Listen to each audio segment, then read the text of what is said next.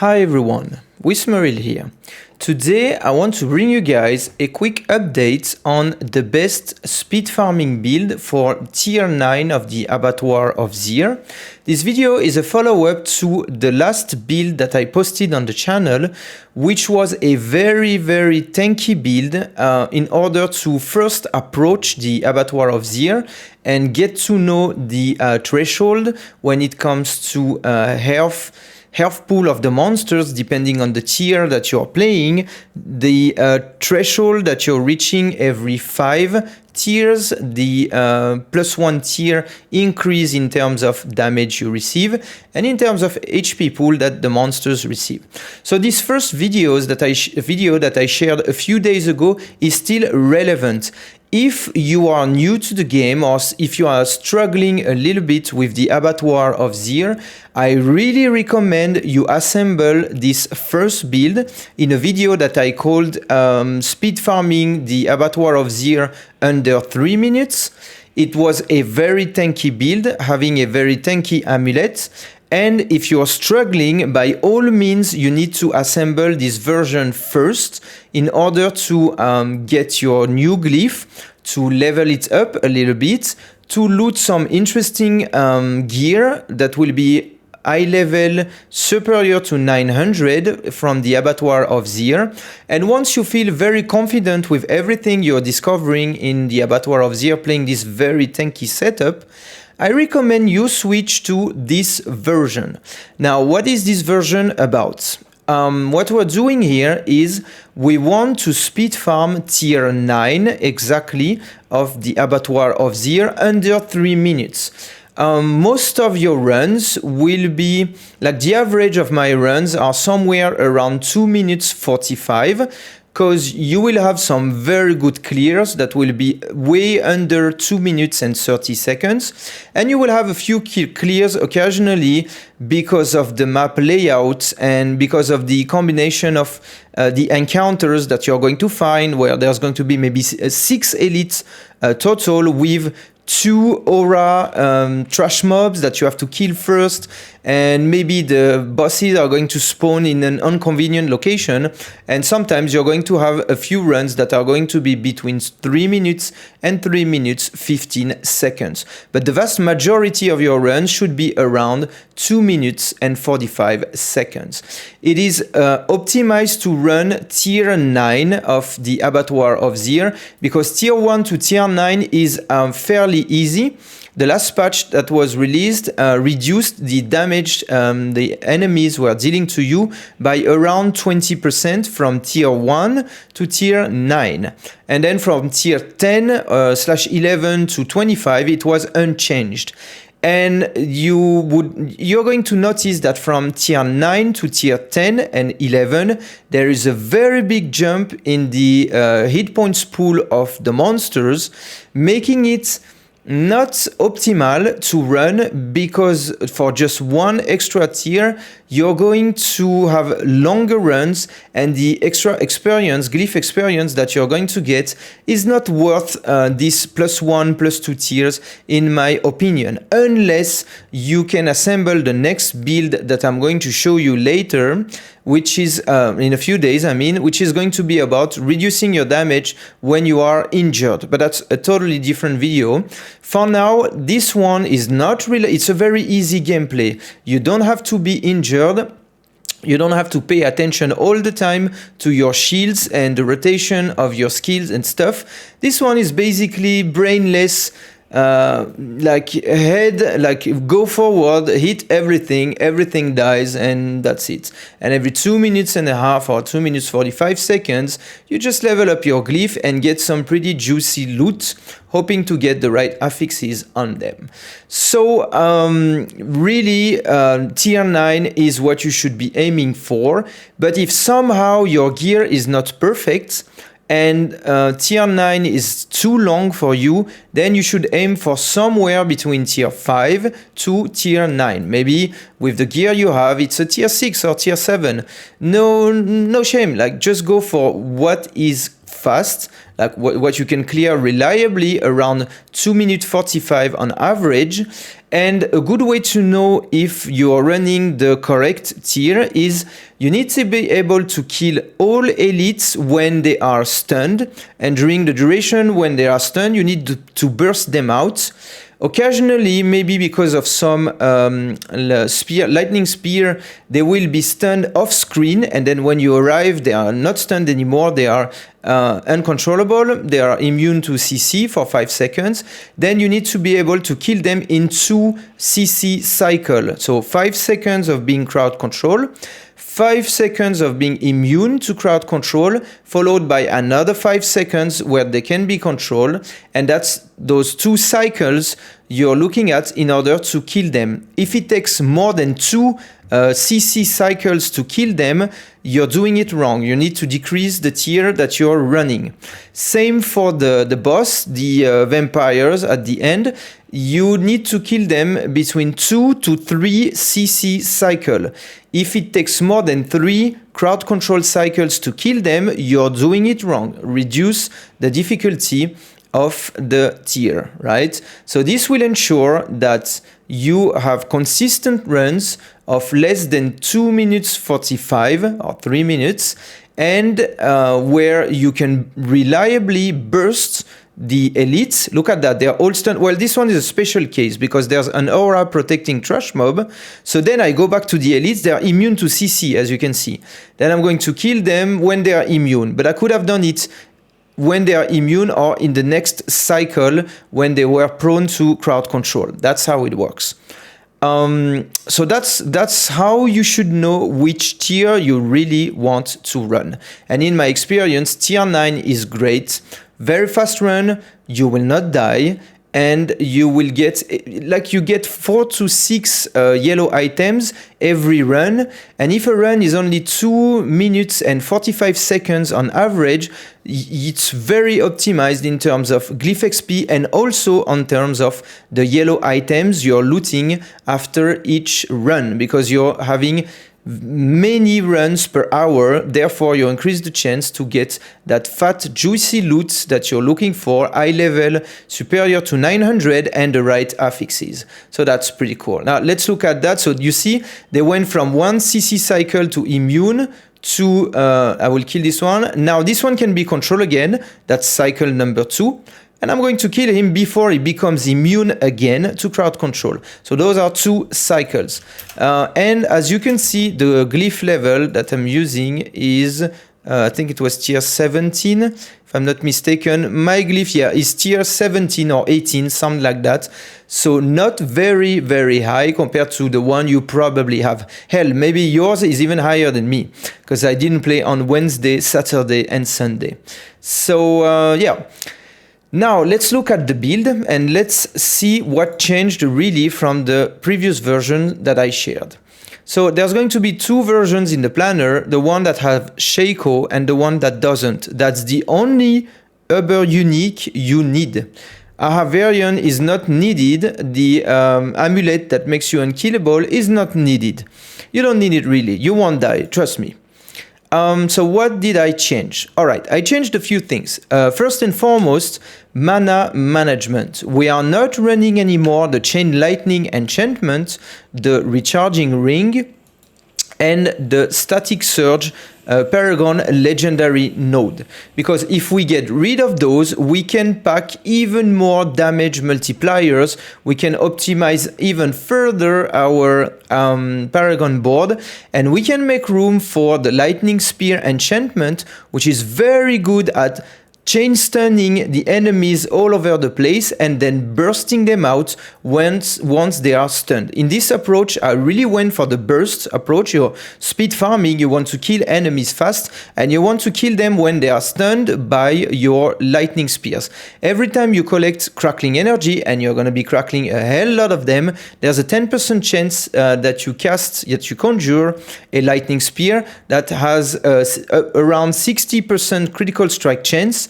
And every time it stuns, it's going to increase its internal critical strike chance and like chain stun every enemy around. So that's how it works, right? And in order to include that, more damage, more stun, and more bursts, we had to give up on the Chain Lightning mana generation for us. Now the mana is only going to be handled through crackling energy. That's all. So you have to move around. When you fight enemies, you always need to be on the move to collect those crackling energies left and right. So the way I play is like I attack a little bit those trash mob here on the right, and then I move slightly on the left to attack another one, and so on and so forth. Same for the elites. I will, well, this one on top of them, so it's the crackling energy spawns under my feet, but if they are spread, you deal a little bit of damage to this elite for 1 second, then you evade or teleport to this other elite. By evading or teleporting, you're going to pick up some crackling energy in order to cast more and more ball lightnings, and that's how you want to do it, really. Mana is not an issue if you play this build right. We are not going to be casting our ball lightnings when we have more than 100 mana. We're just going to cast them when we have mana, period. So by doing that, we are not running anymore the, what's it called again, Elementalist aspect, giving us 40% additive critical strike chance when we cast spells above a 100 mana. We are not doing that anymore in this version of the build. Our maximum mana is 100. We just want to stack multipliers like there's no tomorrow to really burst the shit out of the enemies, and we don't really care that our mana is spent above 100. When you have mana, spend it in ball lightnings, then move around to collect crackling energy, rinse and repeat. That's how you're going to get the job done. Those ball lightnings really hurt. You don't have to have like tens of them, just a few of them is going to do the job because you really have a lot of multipliers. Speaking of multipliers, so here's the things that I changed. I included the Fist of Fate because that's a 50% on average damage multiplier. That's a 1.5 damage multiplier. We were running already the Tal Rasha, that's in this build a 1.6 damage multiplier because we do have the infection vampiric power. 1.6, 1.5. We are running the aspect of control on the amulet for a 1.53 damage multiplier when they are stunned. That's a lot of damage. We were already running the Storm Swell before, so that's a 1.3. And now that we removed the recharging legendary, we are running the conceited one for a 1.25 damage multiplier. And obviously you want the gravitational one, gravitational ball lightning for a 1.25 damage multiplier. So as you can see, we are really stacking a lot of damage multipliers to really burst the enemies out in just a few seconds. We are not running anymore the resilience vampiric power. It is not necessary. This build is tanky enough for tier 9. I calibrated it for speed farming tier 9 efficiently without the risk of dying. So you don't need the resilience anymore. And you don't need to do some swapping, some what's it called again? When you snapshotting, that's the term I was looking for, because otherwise once you stack the infection for your Tal Rasha, you would swap it to the domination and it would allow you to keep the resilience. We are not doing those shenanigans. We have upfront damage and we don't care about being low life when we enter our abattoirs.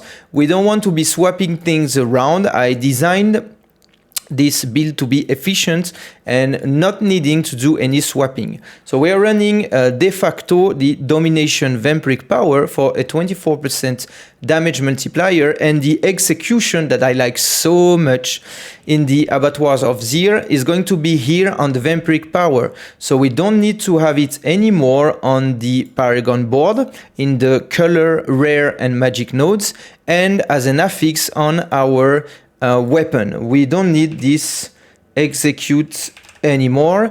It is done on the vampiric power layer. And the rest is the usual suspects. No need to explain too much about it. It didn't change. So that's for the affixes. Yeah, let's talk a little bit about the amulet. As you can see now, unlike the previous build that I shared, the amulet is going to be pure offensive powers. Like you have an offensive legendary power plus except from the total armor that you need on the amulet and mana cost reduction that is mandatory, the next two roles are going to be ranks to mastery skills and ranks to devouring blaze to scale our existing multipliers. Before, in the previous build, here I was running damage reduction from close enemies and damage reduction from distant enemies. And I was running the Mage Lord legendary power. It is not needed anymore. The ratio of attack, defense and utility is perfect, very balanced here in this build, assuming you have the correct items with the correct rolls. Just doing damage mitigation on your chest armor and on your pants is going to be enough. So let's talk defense a little bit. I'm running this build. My gear is not perfect, but it's pretty good. The armor I have with this build, when the disobedience is stacked, is 13,700 armor. And I'm not using any elixir or incense, right? I'm just using the armor I get from those nodes over here and the disobedience, and my gear is not 925 everywhere. I just have 1% total armor roll on the chest armor, one more on the pants, and one more on the amulet. And by just doing that, when the disobedience on the chest armor is stacked, I go up to 13,700, which is more than needed for tier 9 of the Abattoir of Zir, where I believe enemies are what, like 156? Or 157, 156 I believe, I'm not 100% sure. So your physical damage will be reduced by 85% by having that amount of armor. So here it's capped. Resistances are capped from the Paragon board. We are grabbing the resistance to all elements, enhancing some of them in order to overcap the resistance by 10%. If you look, this is 70%, and I have plus, well, if everything is maxed out, plus 11.8% everywhere, plus one random roll here on the ring, which is even more. The reason why I overcapped by more than 10% your resistance actually is going to be 20%. Because we put 3 points in important warding. So when we are in combat, everything is overcapped by 20%, except one more that's going to be 30% depending on the singular resistance you have on your ring. Why did I do that? Because in the Abattoirs of Zir, there are some resistance breakers. They are going to reduce your resistance, and that could lead to a situation where you get killed without knowing what's happening. Maybe like there's a fire affix on some elites, and one of those elites also have the resistance breaker, and they reduce your resistance by 20%, and then all of a sudden you take a lot of fire damage. In this build that's not the case, because you're overcapping by 20% everywhere except one. So you should be pretty fine if you fight those resistance breakers, right? So we are capped on the armor, we are capped on the resistance. We have a very decent HP pool, more than 15,000. It depends on the roll you have on your ring, but it should be around 15,000, a little bit over it. I think I have 15.5 in my case. And then it's all in the damage reduction hands. So you just need damage reduction from distant, close, and burning on your chest armor, damage reduction from distant and close on your pants, and that's enough to have everything you need, because everything else is taken care at the Paragon level, because the choices I went for with the glyphs are all defensive glyphs except for one. The territorial gives you 15% damage reduction from close. The reinforced give you 15% damage reduction while you have a barrier. Putting the new glyph Tears of Blood in the Burning Instinct board scales your damage reduction from burning enemies, so that's also a defensive choice. Putting the Elementalist doesn't seem like it's a defensive choice, but it is, because this is the one that overcaps your resistance to all elements. Before, I used to run the Enchanter, and now I find that the Elementalist is great for overcapping your resistance. So that's also a defensive choice. The only one that's not defensive is the last one that you're going to find in Ceaseless Conduit. And in our case, we are going for the Control Glyph, because we want to burst those enemies as quickly as possible, having a 20% damage multiplier when they are stunned. And this one over here is pretty standard. We can scale it to 26%. So in the Paragon board, well, in the gear, you only need really to have a decent chest armor and decent pants. If you're not going for the damage reduction when injured, if you're going for the regular route where it's chest armor and the pants that deal with damage reduction, that's what you want to have. In the next video, I'm going to share the setup with damage reduction from injured, and it's done on the pants, boots, and amulet. So that's a different setup. But this one is the easiest to play. That's why I'm sharing it first. You want to have the ever-living legendary on your pants for additional 25% damage reduction from enemies that are vulnerable. And you're getting a little bit here, 15% when you crit enemies with shock skills. And where is that? 21% here when you spend your mana. Those are pretty standard in a lightning build. And from times 2 times, 30% from teleport. And this, my friends, is the exact amount you need to have in terms of damage reduction. Of course, Harlequin's Crest, aka Shaco, is best in slot because of the 20% damage reduction and +4 ranks to everything, which is very handy. If you don't have this one, just go for this one, Etched Protector Legendary Power. Giving you a shield that can go up to more than 11,000. That's a pretty decent value. Every 30 seconds when you fight an elite, damage an elite, you're going to get this shield for 10 seconds. The fight shouldn't last more than 10 seconds. It's gonna do the job. It's great. And you're going to benefit from having the chance to have a total armor roll on your helm when you cannot have it on the Shaco. So all in all, it does the job, but Harlequin's Crest, of course, is better. So that's for the build. I think I did cover pretty much everything. The boots are very important. If you're not going for the damage reduction when injured, those boots, Asus Heirloom, are best in slot. They are really, really good. What's great about it is the 3 seconds when after evade grants you 75% movement speed, because the cooldown of your evade is 4 seconds, and every 3 seconds you're going to cap out your movement speed by just running those boots, having at least 25% movement speed here as the affix, because 25% plus 75% equals 100% bonus movement speed, and that's the cap. Therefore, you're going to be moving around pretty much all the time at 200% movement speed, which is great for speed farming. I love those boots. And the legendary power on those boots is what? It's going to give you 30% increase additive critical strike chance when you are at 200% movement speed. And of course, with the Vampiric Power Ravenous, being maxed out on movement speed is going to give you 80% attack speed. That's the maximum this Vampiric Power can give. So we're really getting the best of all worlds with this. Why is it important that you increase your critical strike chance? You remember before we used to run the Elementalist Legendary Power it was a build around Legendary Power. We were making sure that we are always getting this 40% increased critical strike chance, and we don't have that anymore. Besides, we are running the Feasts of Fate and Talrasha Ring. None of those two have critical strike chance rolls. So we are really losing out a lot on critical strike chance.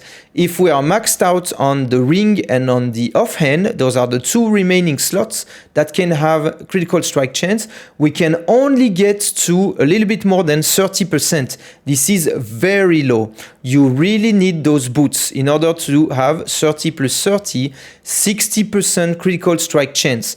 That's a value that matters. 30% is way too low. You're going to lose on a lot of synergies like applying a few buff, debuff, resetting your cooldown, you're going to struggle. Those boots are best in slot when you're not running the damage reduction when injured setup. And I think we did cover everything. We talked about that already. Paragon is done. Let's finish off with the skill tree. Yeah, skill tree. Yes, about that. So we are not running the Vir's Mastery anymore because we don't have the Mage Lord legendary power on our amulet anymore. So we don't have access to the defensive part of that key passive. Guess what? The offensive part of this key passive is bugged. It doesn't work. The 15% damage multiplier doesn't work. You get zero, nada, niet, que dalle. So the next best in slot choice is the Asus Ferocity, because guess what? This one is also bugged. It's not only fire critical strike damage that is increased by 25%, it is every damage of the sorcerer, including lightning damage. So yeah, this one doesn't say that it does it, but if you just have that, it's going to be a 25% damage multiplier. So you want that. That's the next best choice. We don't want to be running the overflowing energy. This one is for the cooldown reduction of the damage reduction when injured. When we're not running the injured version, we want the Asus Ferocity for more damage. The rest is pretty standard. This is your mana generation, those two nodes, pretty standard. Usual suspects over here. Okay, very solid over there, pretty standard. Stunning enemies, thanks to the enchantment. Now let's talk multipliers. So we are getting the Conjuration Mastery because we do actually spawn quite a lot of lightning spears, and we will be casting a few ice blades here and there. So this one is really boosting our damage. With this setup, the ratio of attack, defense, and utility is balanced. It is perfect. It allows us to run the glass cannon without risking dying. Now, if you don't have the correct rolls on your chest armor and pants, or maybe you don't have armor rolls everywhere, then maybe you want to remove that. But if you do have gear with the same, like all the affixes, they don't need to be maxed out. Just having them is enough. Then the build is balanced enough to run the glass cannon. For the rest, it's pretty much standard. Yes, when you're running the Shaco, you have +4 ranks everywhere. Therefore, you don't need to put 1 point in Flame Shield and 1 point in Ice Plates to equip them. Because of Shaco, you can equip them without skilling them. If you don't have Shaco, you're running this second version over here, no Shaco, you're going to take 2 points out from the Elemental Attunement and put 1 in Flame Shield and 1 in Ice Plates. But I do have a Shaco, so I'm running that build. This node over here is not up all the time, because sometimes your mana will be below 50, but it has a decent uptime in order to grab it and have more damage. This one, like I said, is going to cap you out at +20% resistance on top of the 70. You'll really be feeling comfortable with this setup. So, and of course you want skulls over here and not a single resistance roll anywhere, because we are doing the job here in the skill tree and mostly in the Paragon board. So I think I did cover everything. Yeah, I think I did. That was a pretty good job. So that's the build that I'm currently running, and speed farming tier 9 in around 2 minutes 45 seconds on average. I'm trying to get the gear, especially the boots, in order to assemble the next build, which I'm going to use for pushing and also for speed farming, which is going to be the damage reduction when injured variant of this build. And that's the next one I'm going to share on the channel. This was Wismeril signing off. I really hope you will find this build helpful, and it will help you in getting the gear you need and leveling the glyph to the level you're targeting. I'm still targeting level 50, but maybe I'll get burnt out before I reach 50. I don't know.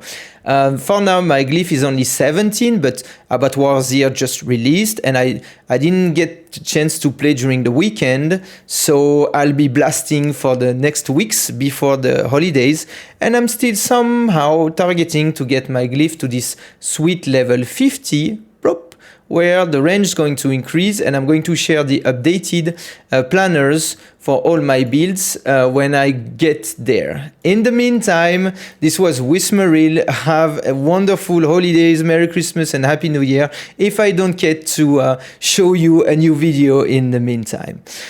You guys have a nice New Year's Eve and stuff. Bye.